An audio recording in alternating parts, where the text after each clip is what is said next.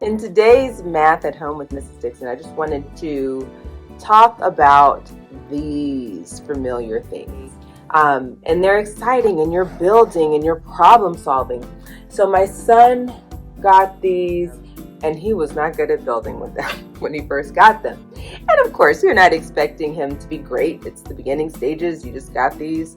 But what is phenomenal now is I see him, and he makes some pretty impressive structures. And I love that, right? I like that we're building on skills. But what I also like is when he's building, sometimes I can pause, pull out some of his pieces, and then make it a teachable moment.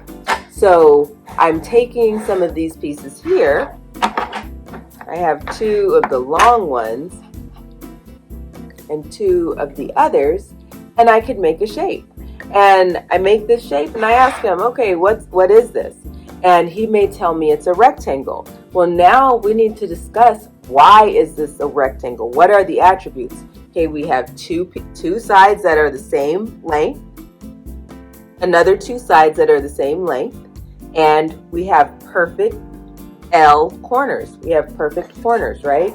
Now, maybe you say, okay, are you going to be talking about L corners? I'm not saying 90-degree angles to my 3-year-old, but maybe you don't want to focus on that. Maybe you just want to say, hey, look, let's take another set, and we have 4 pieces that are all the same length, and they come together, and we make a square, right? And showing the difference between the square and the rectangle, right? Just really talking about those attributes. When students get to 4th grade, it's super important that they know the attributes of 2D shapes. So we're not only talking about squares and rectangles, we're talking about parallelograms.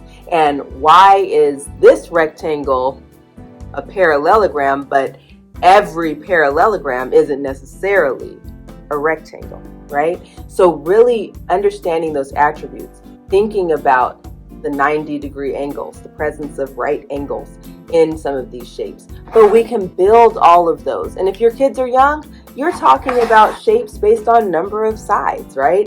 Triangle, ask your child to build a triangle. They're taking 3 pieces. And, then challenge them.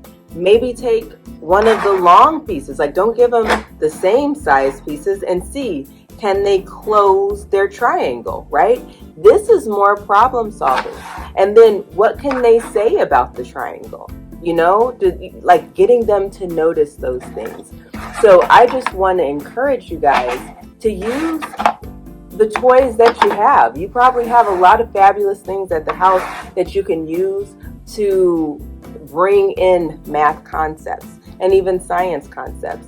But when I use these Lincoln logs, I love talking about shapes and their characteristics. And then imagine if I'm doing multiplication. So you see, I'm building up, right?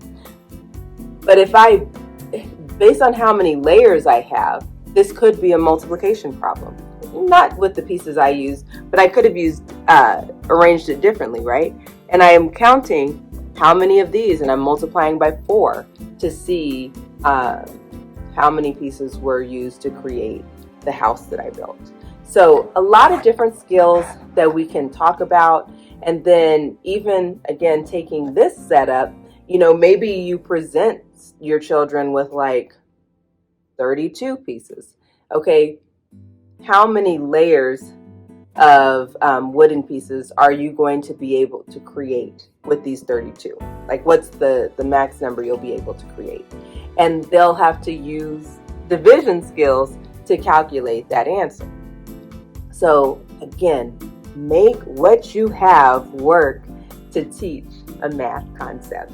All right, I'm going to put a link in the description that also shows some other fabulous ways to use Lincoln logs to teach math concepts, especially around shapes. Take care.